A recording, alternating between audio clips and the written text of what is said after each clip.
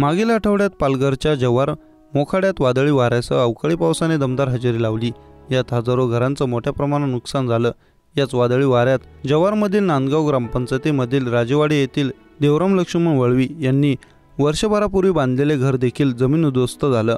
हे घर तर कोलमडलंच, मात्र सोबतच त्यांची स्वप्नही। कोलमडून पडलेलं घर पुन्हा उभं कसं करायचं या विवंचनेत त्रस्त असलेल्या देवराम यांनी आपल्या जुन्या घरात गळफास घेऊन आत्महत्या केल्याचा धक्कादायक प्रकार समोर आला।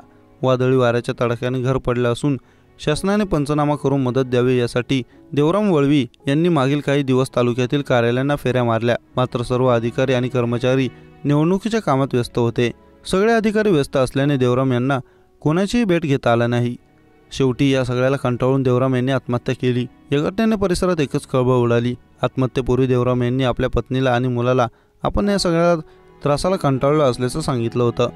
याबाबत विक्रमगड विधानसभेचे आमदार सुनील भुसारा यांनी देवराम यांच्या कुटुंबाची भेट घेत सांत्वन केलं। तसंच जिल्ह्यात अवकाळी पावसामुळे झालेल्या नुकसानीचे पंचनामे करून नुकसानग्रस्तांना नुकसान भरपाई देण्याची मागणी केली आहे।